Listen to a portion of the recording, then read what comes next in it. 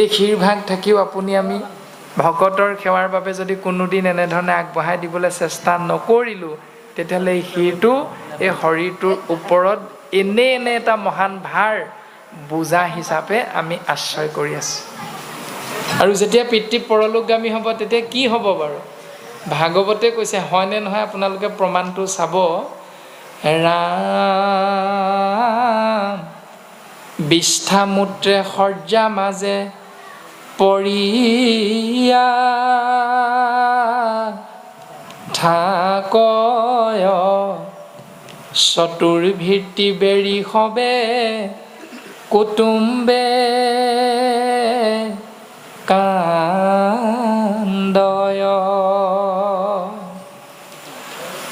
সকলোৱে কান্দো আমি। এতিয়া কন্দাৰ ৰহস্যটো কি বাৰু? ভাগৱতে কৈছে, কোৱা পিতৃ কৈত থৈয়া আশা দ্ৰব্য চয় কালৰ অধীন হুয়া উত্তৰণে দয়। কন্দাটোতো এটা স্বাৰ্থ আছে। স্বাৰ্থটো কি? পিতৃয়ে সম্পত্তিৰ পাহাৰ গঢ়ি থৈ গ'ল, কিন্তু সম্পত্তিখিনি থলে কাৰ নামত? ক'ত থলে এতিয়া? সেইকাৰণেহে আপুনি মই পুত্ৰ বোৱাৰীয়ে কান্দো। এটা ভাল উপায় আছে। উপায়টো এনেকুৱা, এজন পিতৃয়ে পুত্ৰ আৰু বোৱাৰীক ক'লে, বোলে বোপাই, মোৰ বিচনাৰ তলতে যে ট্ৰাংকটো দেখিছ, পেৰাটো, ইয়াতে বৰ ভাল বস্তু এটা আছে। মই মৰাৰ পাছত তহঁতি গোটেই জীৱন দুইটাই বহি বহি খাব পাৰিবি, অকণো কষ্ট কৰিব নালাগে, খালি মই মৰা আগলৈকে এইটোত কিন্তু হাত নিদিবি। এইবুলি পিতৃয়ে যেতিয়া পুত্ৰ আৰু বোৱাৰীক ক'লে, সেইদিনাৰ পৰা পুত্ৰ বোৱাৰীয়ে পিতৃক আলপৈচান ধৰি ধৰি অন্ত নাই, ইমানেই আলপৈচান ধৰে, নাখাওঁ বুলিলেও একেবাৰে খুৱাই খুৱাই দিয়ে। এদিন পিতৃ পৰলোকগামী হ'ল, তাৰ পাছত কৰ্ম শেষ হ'ল। পুত্ৰ আৰু বোৱাৰীয়ে, পত্নীয়ে পিতৃৰ সেই বাক্যষাৰ হৃদগত কৰি মনত পেলাই সেই পেৰাটো উলিয়াই আনিছে। আনি তলাটো ভাঙি তাৰ ভিতৰত এটা বস্তু পালে। বস্তুটো হ'ল কঁঠাল কাঠৰ এখন পীৰা ওলালে। ধন সম্পত্তি একো নাই, কঁঠাল কাঠৰ এখন পীৰা। দেউতাকে যে কৈছিল গোটেই জীৱনটো বহি বহি খাব পাৰিবি, বেলেগ একো নাই তাত।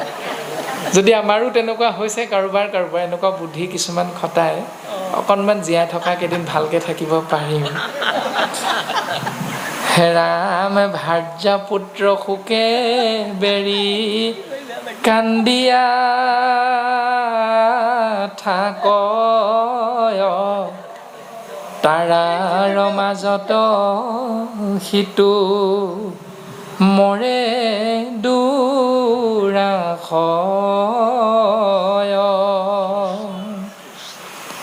তেওঁলোকৰ সেই কান্দোনৰ মাজতেই পিতৃ এই সংসাৰ এৰি যাব লগা হয়।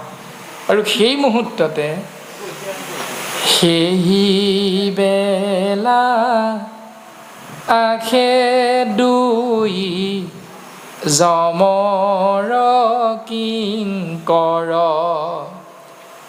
আঙাৰৰ বৰ্ণ দেহা আতি থুলন্তৰ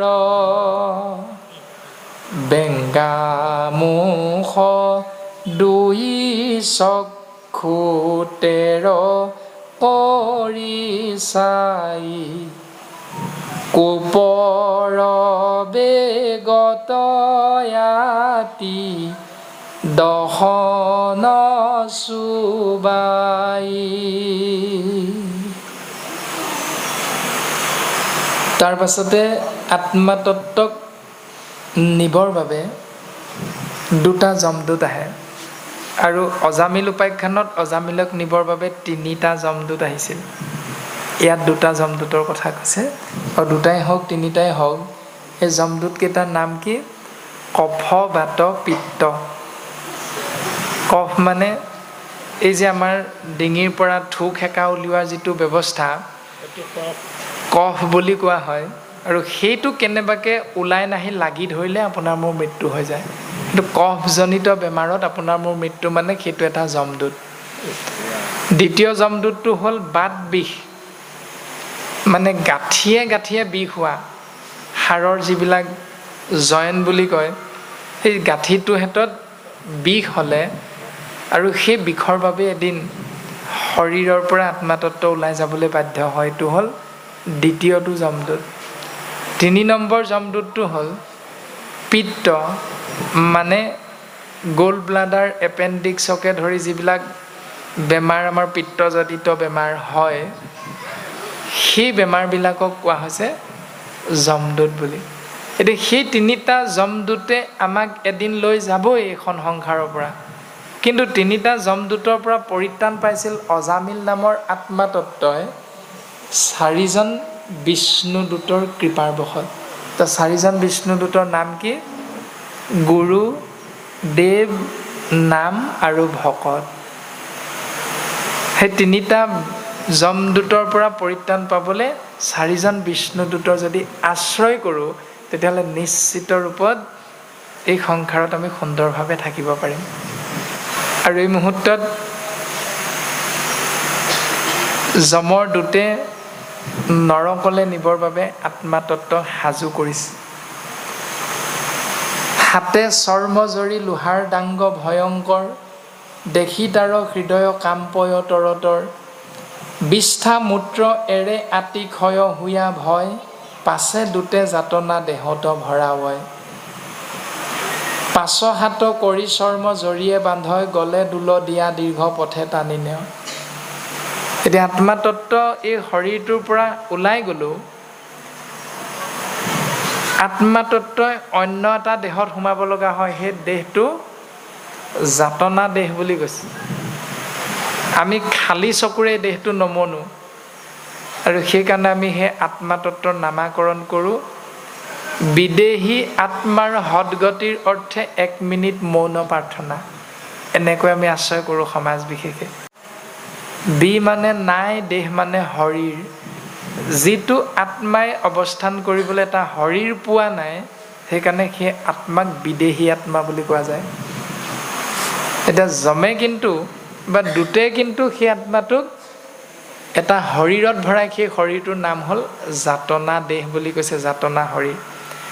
এতিয়া সেই শৰীৰটোত ভৰাবৰ কাৰণে যমক আশৈটো কোনে দিয়ে? সুবিধাটো কোনে দিওঁ? আমিয়ে দিওঁ। কেনেকৈ? আত্মীয় স্বজনে আমি দশপিণ্ডৰ যিটো নিয়ম কৰোঁ নদীৰ কিনাৰত গৈ, তাৰ দ্বাৰা 10 ইন্দ্ৰিয় সহিতে এটি শৰীৰ জন্ম হয়, সেই শৰীৰটো হ'ল যাতনা দেহ। তাতে যমৰ দূতে আমাৰ আত্মাতত্বক ভৰাই লয়। এতিয়া সেই দেহটো যদি আমি জন্ম নিদিওঁ, তেতিয়াহ'লে তাৰ প্ৰক্ৰিয়াটো হ'ল মৃতকৰ গৃহত প্ৰত্যেক দিনাই ঈশ্বৰৰ নাম আশ্ৰয় কৰা। গোকৰ্ণ আৰু ধুন্দুকাৰীৰ যিটো কাহিনী ভাগৱতে আমাক কৈছে যে গোকৰ্ণ তেওঁৰ ভাতৃ ধুন্দুলাকাৰীৰ প্ৰেত আত্মা মুক্তিৰ অৰ্থে, যিটো প্ৰেত আত্মা বুলি ক'লোঁ, প্ৰেতাত্মা মুক্তিৰ অৰ্থে 7 দিন 7 ৰাতি ভাগৱত শ্ৰৱণ কীৰ্তন কৰিছিল, কৃষ্ণ নাম আশ্ৰয় কৰিছিল, যাৰ বাবে প্ৰেত আত্মাৰ পৰম গতি সাধিত হৈছিল। গতিকে আমি আত্মীয় স্বজনে গৃহৰ মধ্যে পিতৃ বা মাতৃ শৰীৰৰূপী আত্মাৰ পৰলোকগামী হ'ল বুলি ভাবি কোনটো কৰ্ম শাস্ত্ৰই কৰিবলৈ কৈছে তাক বুজি বাজি নলৈ যদি সেই পূৰ্ব পৰম্পৰাগতভাৱে কৰ্ম কিছুমান কৰি থাকোঁ, তেতিয়াহ'লে তাৰ দ্বাৰাও জীৱৰ মংগল হ'ব বুলি নাই কোৱা। আৰু অমংগলৰ দৰ্শনটো দিলে যে যাতনা দেহত দূতে ভৰাই লৈ চম্ৰ জৰিয়ে বান্ধে, চামৰাৰ জৰিয়ে বান্ধি লয়, ক'ত গ'লে দোল দিয়া দীৰ্ঘ পথে টানি নেয়। ডিঙিত এডাল ৰছী লগাই লৈ কুকুৰ এটাক টানি নিয়াৰ দৰে আমাৰ যে মৰ্ণিং ৱাক কৰিবলৈ যাওঁতে কুকুৰ এটা লৈ যোৱা যায়, ঠিক তেনেকৈ আমাকো যমৰ দূতে যাতনা দেহত ভৰাই এদিন লৈ যাব। গোটেই দৰ্শনবিলাক বাস্তৱতে আছে, কিন্তু তাক মানি ল'বলৈ আমি টান পাওঁ।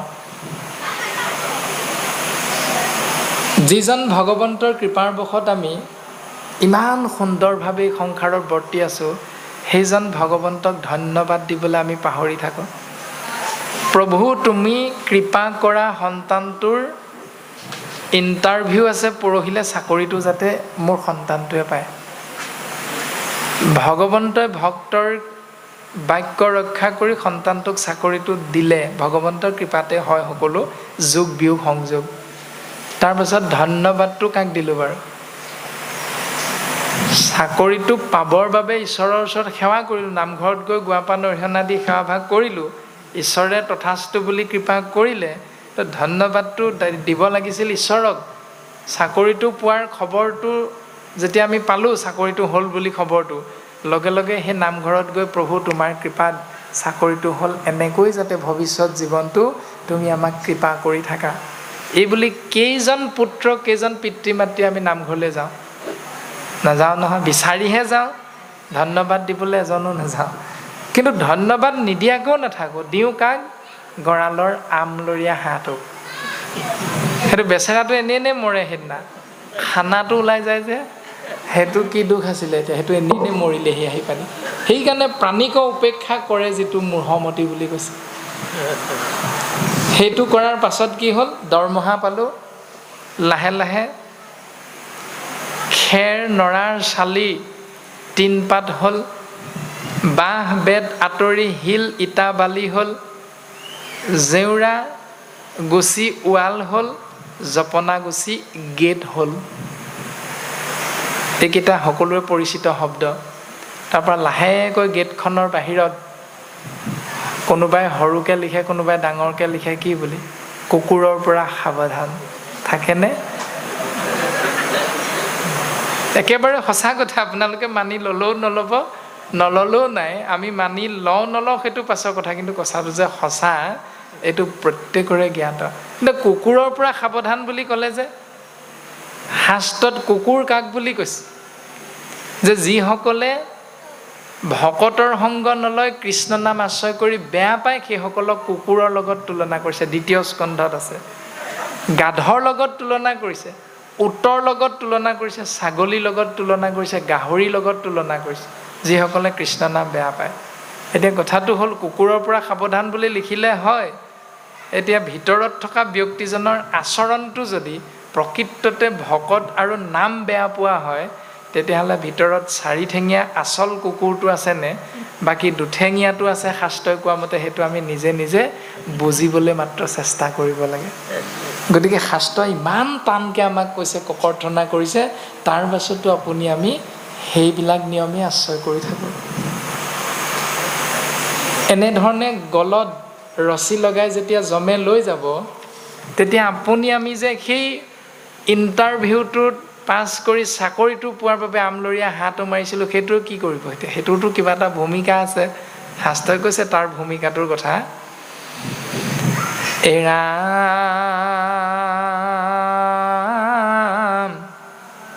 কাটিবাক লাগি যেন ৰাজদূত ছয়, নেও কোনো মনুষ্যক তাকো সেহি নয়। ৰজাৰ দূতে যেনেকৈ এটা প্ৰাণীক কাটিবৰ বাবে লৈ যায়, ঠিক তেনেকৈ যমৰ দূতকেইটাইও সেই জীৱতত্বক যাতনাদহত তেনেকুৱা শাস্তি দি লৈ গৈ থাকে। দূতৰ ভৰ্ৎসনে যেন তাৰ কম্পে সৰ্বগাঁও, পথে জানতে অনেক কুকুৰে বেঢ়ি খায়। সেই পথছোৱাত অনেক কুকুৰে কামোৰে বুলি কৈছে আত্মাতত্ত্বক, শৰীৰটো। ক্ষুধায়ে তৃষ্ণায়ে আতি উদৰ দহয়, তলত তপত বালি চৰণ পুৰয়। তলত তপত বালি ভৰি পুৰি যায়, আৰু ভোকে পিয়াহে অন্থকণ্ঠ শুকাই সেই দূতৰ লগত গৈ থাকিব লগা হয়, তাকো টানি টানি নিয়ে। এই ৰামে শান্তিবে নপাৰি সিটো পথত পৰয়, যমদূতে পিঠিত চাবুকে কোবাৱয়। মৰো মৰো কৰি দুখে কান্দিয়া চলয়, বায়ুৱে আনিয়া ৰৌদ্ৰ শৰীৰ দহয় জল ফুটি নপাৱে জিৰাইবে নাহি থান ঠাই ঠাই পৰে অন্তৰিক্ষ হুৱে প্ৰাণ দুতৰ প্ৰহাৰে পুনু উঠি চলি যায় পূৰ্ব পাপ স্মৰি পাপী পৰয় দুনাই এ ৰাম ৰাম এহিমতে দুখে চলি যায় দুৰাচাৰ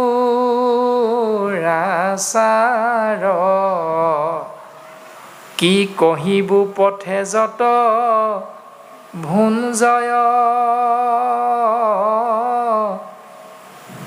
নিকাৰ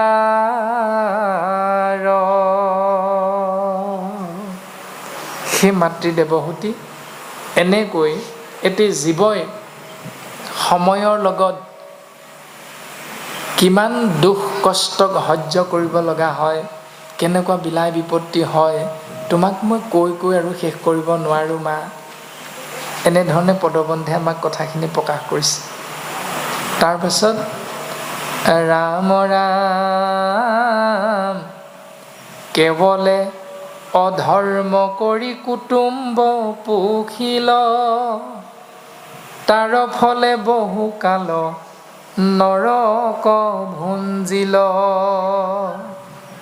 পাছে অৱশেষ পাপলৈ দুৰাশয় পৃথিৱীত আশী পশু পক্ষী বৃক্ষ হয় কৃমি কীট আদি নানাবিধ জুনি পাই ঐত তাৰ দুখে দণ্ড যুগ সমজাই অনুক্ৰমে ভোগ ভুঞ্জি পাপ কৰি ক্ষয় পুনৰপি আশী সিটো মনুষ্য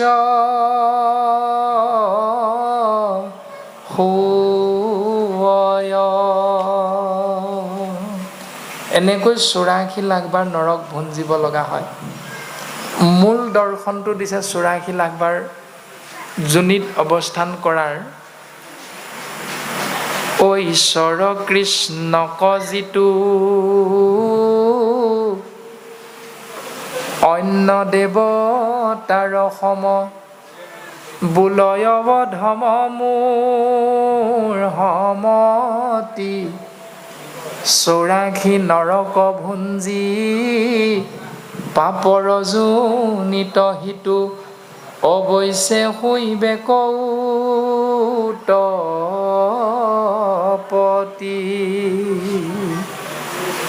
মনুষ্য শৰীৰ পাই হৰি নভজিলা অৱশ্যে শৈবাহা ভাই তৃণ তৰুহিলা। মনত ৰাখিবা, মনুষ্য শৰীৰটো পাই কৃষ্ণক চিন্তা নকৰিলা তেতিয়াহ'লে পুনৰ তুমি তৃণ তৰু শিল আদিলে ৰূপান্তৰিত হ'ব লাগিব, পৰিণত হ'ব লাগিব। গতিকে আমাক প্ৰত্যেক দিশৰ পৰাই গুৰুজন বস্তুৱে ঈশ্বৰ কৃষ্ণমুখী কৰিবৰ বাবে চেষ্টা কৰিছে। যি ২০২০ চনত কৰোণা মহামাৰীৰ সময়ত বিজ্ঞান ভিত্তিক ডাক্তৰে আমাক উপদেশ প্ৰদান কৰিছিল বাৰে বাৰে হাত ধুবলৈ, মুখত মাস্ক ব্যৱহাৰ কৰিবলৈ, কিন্তু আজিৰ পৰা ৫৭৭ বছৰ আগতেই, এতিয়া শংকৰ গুৰুজনাৰ জন্মোৎসৱ ৫৭৭তম হৈছে, আজিৰ পৰা ৫৭৭ বছৰ আগতেই কৃপালু শ্ৰীমন্ত শংকৰদেৱ গুৰুজনাই এই মাস্ক লোৱা ব্যৱস্থাটো উলিয়াই থৈ গৈছে। দেউৰী বিলনীয়াসকলে কি কৰে, মুখত গামোচা এখন মাৰি লয়, চাবচোন। এই পদ্ধতিটো গুৰুজনাই তেতিয়াই দি থৈ গৈছে, কিন্তু বিজ্ঞানে এতিয়াহে ঢুকি পাইছে আপুনি মই। ২০২০ চনত কৰোণা হওঁতেহে বাৰে বাৰে হাত ধোৱা, মুখত মাস্ক মৰা আদিবোৰবিলাক ব্যৱহাৰ কৰিছে, কিন্তু গুৰুজনাই কেতিয়াবাই দি থৈ গৈছে। ইন্দ্ৰই যেতিয়া গৌতম ঋষিৰ পত্নী অহল্যাৰ লগত বেয়া ব্যৱহাৰ কৰিছিল, বেইছাবৃত্তি পালন কৰিছিল, তেতিয়া ইন্দ্ৰই গৌতম ঋষিৰ অভিশাপত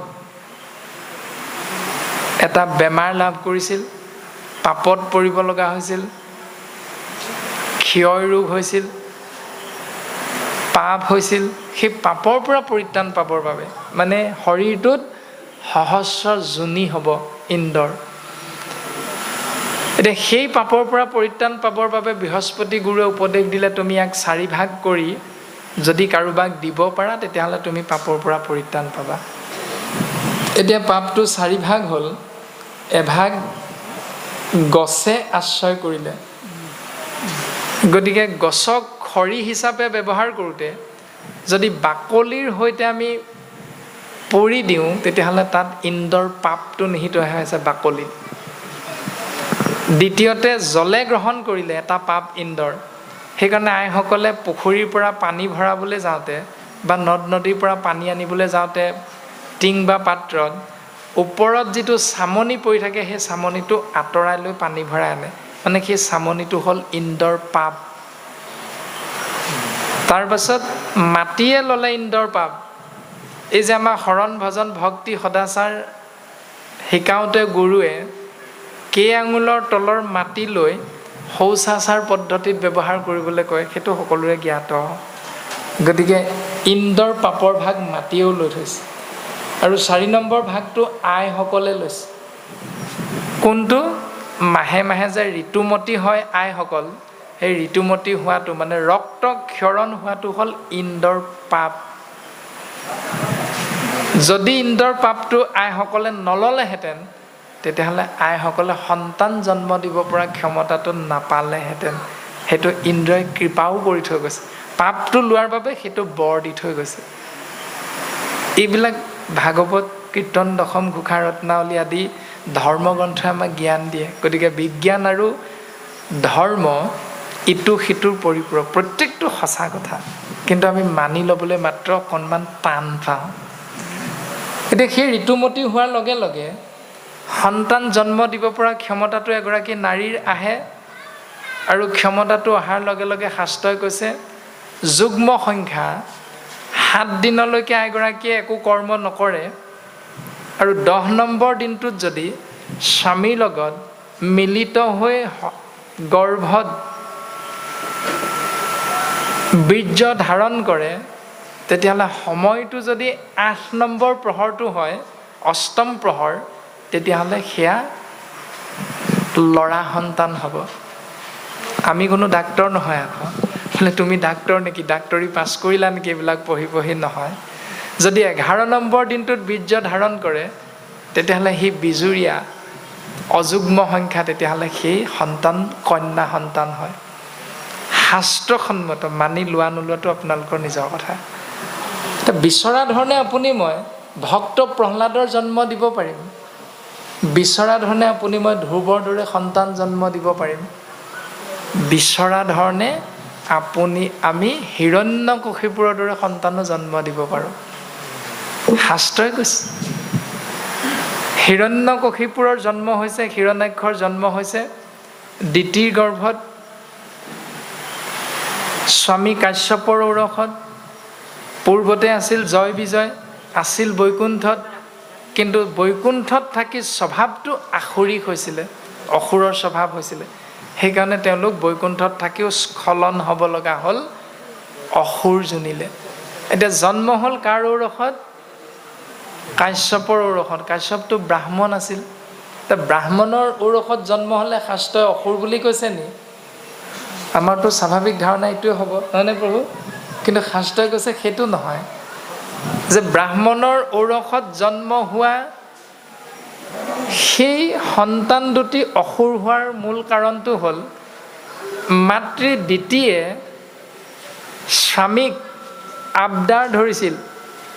যি সময়ত স্বামীয়ে ঈশ্বৰক উপাসনা কৰিবলৈ গৈছিল, দিনৰ 4টা প্ৰহৰৰ সন্ধিয়া সময়টোত যেতিয়া দবা কোব মাৰে ঈশ্বৰক উপাসনা কৰাৰ নিয়ম আমাৰ সমাজৰ শাস্ত্ৰসন্মতে, সেই সময়খিনিত যদি পত্নীগৰাকীয়ে গৈ কামনা বাসনা চৰিতাৰ্থ পূৰণ কৰিব বিচাৰে স্বামীৰ লগত, তেতিয়াহ'লে তাৰ দ্বাৰা যিটো সন্তান জন্ম হ'ব সেইটো হিৰণ্যকশিপুৰ হিৰণ্যাক্ষৰ দৰে সন্তান হ'ব।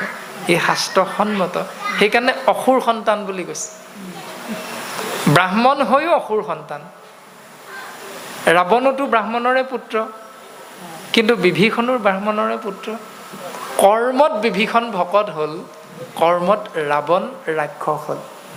গতিকে আপোনাৰ মোৰ কৰ্ম কি শাস্ত্ৰৰ লগত যদি মিলিছে, তেতিয়াহ'লে আপোনাক মোক ৰাইজে সন্মান দিব। যদি আপোনাৰ মোৰ স্বভাৱটো শাস্ত্ৰৰ লগত মিলা নাই, তেতিয়াহ'লে সমাজে ককৰ্থনা কৰিব, যোগ্যতা আপোনাক মোক নিদিয়ে। কৰ্মৰ ওপৰত নিৰ্ভৰ কৰিব আপুনি মই কি হ'ব বিচাৰোঁ।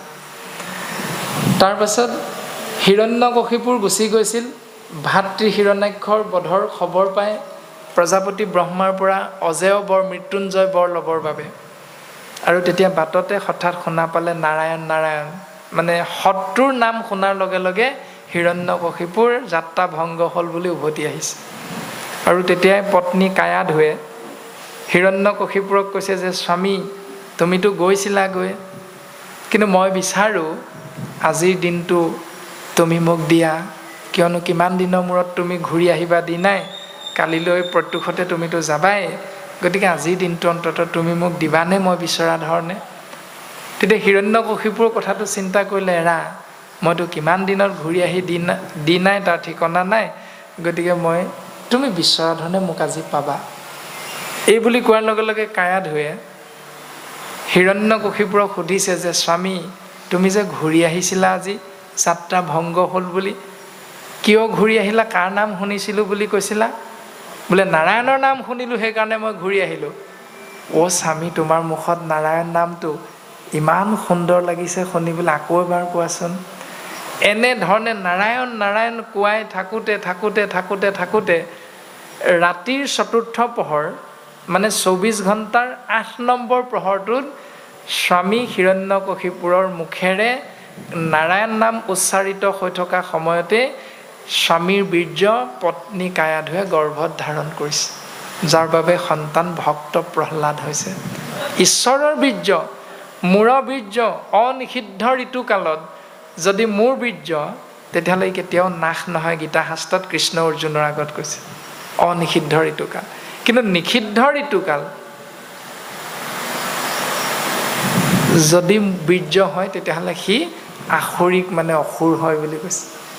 ইমানখিনি শাস্ত্ৰই জ্ঞান দিয়াৰ পাছতো আমি কেনেকুৱা সন্তান জন্ম দিলে আমাৰ সমাজখন সুন্দৰ হ'ব, সৰ্বাংগ সুন্দৰ হ'ব, আমি আনন্দ মনেৰে চকু মুদিব পাৰিম, এইখিনি কথা যদি জানিবলৈ বাৰু চেষ্টা নকৰোঁ, তেতিয়াহ'লে ওপৰতে উপঙি ফুৰি আপুনি মই একো কৰিব নোৱাৰিম। সমাজ পৰিৱৰ্তন কৰিব নোৱাৰোঁ, সমাজ সৰ্বাংগ সুন্দৰ কৰিব নোৱাৰিম।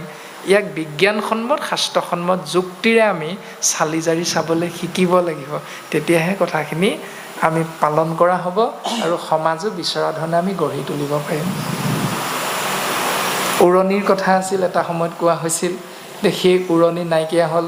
এটা সময়ত গাভৰুসকলে চুৰিদাৰ সাজযোৰ পৰিধান কৰিছিল, চুৰিদাৰৰ লগত এখন কাপোৰ লৈছিল, যাৰ নাম কি বাৰু কাপোৰখন? আইসকলেহে জানিবা, আইসকলেহে পিন্ধে, বাসকলে নাজানে বাৰু। কি কাপোৰখনৰ নাম? অৰুণা বুলি কৈছে বাপে, বা তেনেকুৱাই কিবা এটা নাম। একেবাৰে আমি জনা নামটো হ'ল দুপাট্টা, মানে দুইফালে চিতা মাৰি লয়, সেইকাৰণে তাৰ নামটো হ'ল দুপাট্টা। বক্ষস্থল আবুৰ কৰি দুইফালে চিতা মাৰি লোৱা কাপোৰ, সেইকাৰণে তাৰ নাম হ'ল দুপাট্টা। লাহে লাহে ফেশ্বন হ'ল দুফালৰ পৰা আঁতৰি এফালে ওলমাই লোৱা হ'ল। লয় নাই বাৰু? লয়। তেতিয়াৰ পৰা দুপাট্টাৰ নামটো কি হ'ল? এক পাট্টা। এফালে লয় কাৰণে এক পাট্টা হৈ গ'ল। তাৰপাছত লাহে লাহে বোলে ছোৱালীজনী নাহিল ঘৰলৈ, 3 দিন নাই। কিয়? কাৰণ সেই কাপোৰখন এৰি থৈ গ'ল, সেইকাৰণে ছোৱালীও না পাট্টা। দুপাট্টাখন যিদিনাই এক পাট্টা হ'ল, এক পাট্টাৰ পাছত যিদিনাই সেইখন এৰি থৈ গ'ল ঘৰত, সেইদিনা ছোৱালীও না পাট্টা। সেইটোৱে বৰ্তমান হৈ আছে এতিয়া সমাজত। মানি লোৱা নোলোৱাটো আপোনাৰ মোৰ নিজৰ কথা।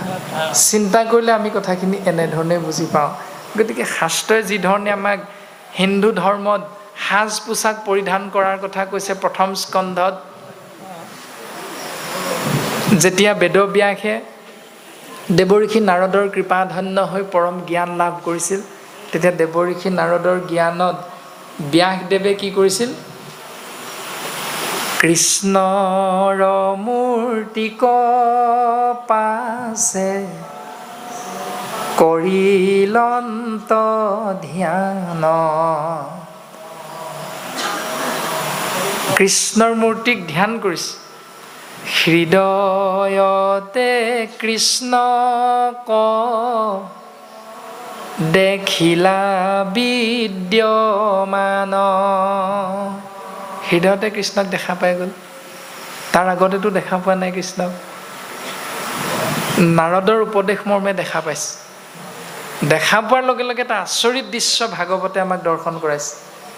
ও বাম পাশে মায়া দক্ষিণত ভক্তি মাৱ, দেখি ব্যাস ঋষিৰ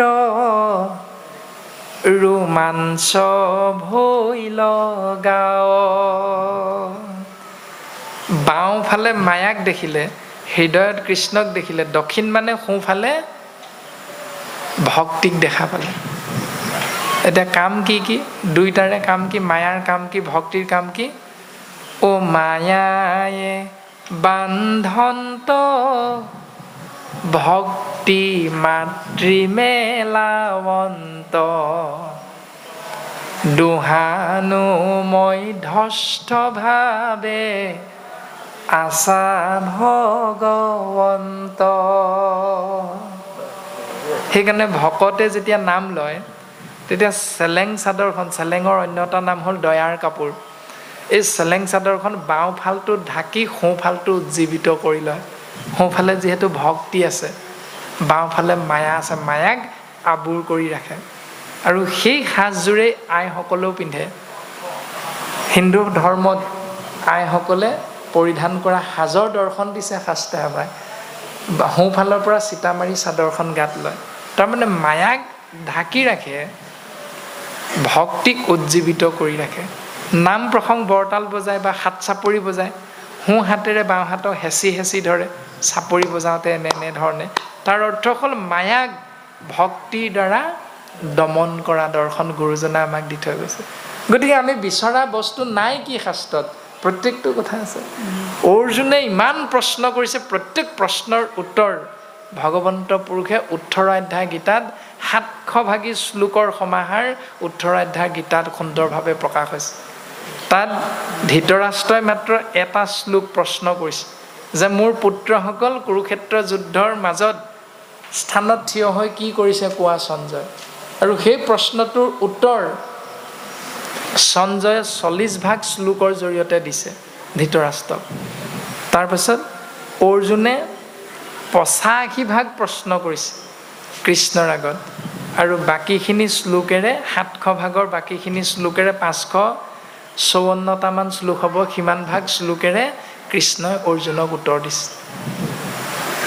তাৰপাছত উদ্ধৱেও কৃষ্ণক প্ৰশ্ন সুধিছে, হম কি, দম কি, ঈশ্বৰ কি, অনিশ্বৰ কি, কাম কি, লোভ কি, মোহ কি, 27 ভাগ প্ৰশ্ন কৰিছে। এই 27 ভাগ প্ৰশ্ন, গৃহ কি, ঘৰ কাক বোলে, লোভ কাক বোলে, লাভ কাক বোলে, লোকচান কাক বোলে, প্ৰত্যেকটো কথা কৈছে। আমি বাস্তৱ পৃথিৱীখনত লাভ লোকচান বুলি ক'লে কি বুজোঁ, গৃহ বুলি ক'লে কি বুজোঁ, সেইটোৰ লগত শাস্ত্ৰই কোৱাটো মিলিছে নাই? আমি যদি এদিনো এবাৰৰ কাৰণে বিচাৰ কৰি চোৱা নাই তেতিয়াহ'লে নহ'ব। ভক্তিক যেতিয়া জলত প্ৰৱেশ কৰাই দিব পাৰিম তেতিয়াহ'লে সেই জল অমৃতলৈ ৰূপান্তৰিত হয়। প্ৰমাণ, যেতিয়া এজন ভকতে দেৱৰ অৰ্থে কেইটিমান মগু, 4টা কল, 4 দুখৰ নাৰিকল, এখনি শৰাই নাম বস্তু আশ্ৰয় কৰি যদি আগবঢ়াই দিয়ে তেতিয়াহ'লে সেই মগুকেইটাক কোৱা হয় প্ৰসাদ। কিন্তু একেকেইটা মগু লগত কেইটামান বুট চাৰিআলিৰ চুকত যদি এজন দোকানীয়ে বিক্ৰী কৰি থাকে তেতিয়াহ'লে তাৰ নাম হ'ব মিক্সাৰ। বস্তু কিন্তু একেইকেইটাই, অথচ পৰিৱেশ ভেদে তাৰ নাম কিন্তু বেলেগ হৈ যায়। কাৰণ ভক্তি মানে ঈশ্বৰৰ নাম ভকতে আশ্ৰয় কৰি দ্ৰব্য বস্তু ঈশ্বৰৰ ওচৰত অৰ্পণ কৰে, সেইকাৰণে তাৰ নাম হ'ল প্ৰসাদ। আৰু তেনে ভিত্তিক আমি আশ্ৰয় কৰি যদি চাওঁ তেতিয়াহ'লে জল, পুষ্প, ফল, মূল, খাদ্য দ্ৰব্য যত অন্ন আদি কৰি হবে অৰ্পিব কৃষ্ণত। যদি আমি কৃষ্ণত অৰ্পণ কৰিব পাৰোঁ, তেতিয়াহে গৃহ ধৰ্মে হিংসা দুখে নপাৱয়, কৃষ্ণে একনিষ্ঠ হৈয়া মুকুতি সাধয়। তেতিয়াহে জীৱৰ মুকুতি হয়। এতিয়া কৃষ্ণত অৰ্পণ কৰোঁ নে নকৰোঁ এইটো এতিয়া আপুনি আমি নিজেহে জানিম।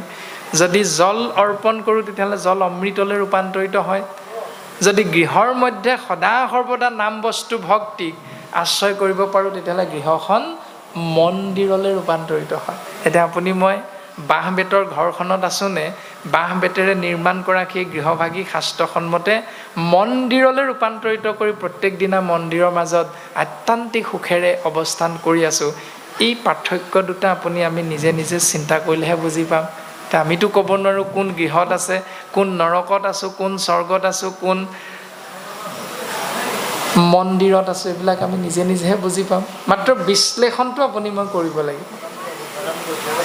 এনেধৰণে ভাগৱত ধৰ্মৰ কথা প্ৰকাশিত হৈছে। তাৰ পাছত এগৰাকী নাৰীৰ, গৰ্ভৱতী নাৰীৰ যদি দক্ষিণ কোণত সন্তানটো থাকে তেতিয়াহ'লে সি ল'ৰা সন্তান হয়। মানে ল'ৰা সন্তানটো দক্ষিণ কোণত থাকে, আৰু যদি ছোৱালী হয় তেতিয়াহ'লে বাওঁফালে থাকে। এইখিনিও তৃতীয় স্কন্ধ কপিল চৰিত্ৰত খুব সুন্দৰভাৱে আছে, ইয়াৰ পাছত আছে কথাখিনি। আৰু তাৰ পাছতে সেই গৰ্ভস্থ সন্তানটিক 5 মাহত যেতিয়া পঞ্চ অমৃত খুওৱাৰ ব্যৱস্থাটো সমাজত আছে, খুওৱাৰ পাছত আমাৰ গৰ্ভৱতী আইগৰাকীৰ অত্যন্ত খাবলৈ কি মন যায় বাৰু? প্ৰথম খাবলৈ মন যায় টেঙা, লোণ, খাৰ, মাছ, মাংস আদিবিলাক। এতিয়া শাস্ত্ৰই কৈছে এই জ্বলা, টেঙা, লোণ, খাৰ মাতৃয়ে খাই যত যিমানবিলাক এনেকুৱা অখাদ্য মাতৃয়ে খাই শাস্ত্ৰৰ বিপৰীতমুখী আহাৰ গ্ৰহণ কৰে সেই সময়খিনিত, তেতিয়াহ'লে গৰ্ভত থকা সন্তানটো ঘনে ঘনে মূৰ্ছা যায়। আৰু তেতিয়াই গৰ্ভত সন্তানে প্ৰতিজ্ঞা কৰে, মা, দেউতা, তোমালোকে মোক যি শাস্তি দিছা, যি জ্বলা, টেঙা, তিতা গৰ্ভত খুৱাইছা, মোক পৃথিৱীলৈ গৈ ল'বলৈ দিয়া, তোমালোককো একে জ্বলা টেঙাই খুৱাম। খাইছে নাই এতিয়া জ্বলা টেঙা? খাইছোঁ। সন্তানৰ বাবে আমি জ্বলা টেঙা খাই আছোঁ, এইটো দুখটো সন্তানৰ নহয়, এইটো দুখ আমাৰ নিজৰ নিজে অৰ্জন কৰি লোৱা দুখ এইবিলাক। এনেধৰণে শাস্ত্ৰত খুব সুন্দৰভাৱে আমাৰ জীৱন যাপনৰ পদ্ধতি দৰ্শন কৰাইছে গুৰুজনাই। আৰু তাকে আশ্ৰয় যদি নকৰোঁ তেতিয়াহ'লে আমি নৰকত বাস কৰিম, আৰু যদি আশ্ৰয় কৰোঁ তেতিয়াহ'লে আমি স্বৰ্গত বাস কৰিব পাৰিম পুণ্যৰ বলত। আৰু সেই পুণ্যক যদি ভক্তিৰ মাধ্যমেৰে উপাৰ্জন কৰোঁ তেতিয়াহ'লে আমি পোনে পোনে বৈকুণ্ঠলৈ যাব পাৰিম।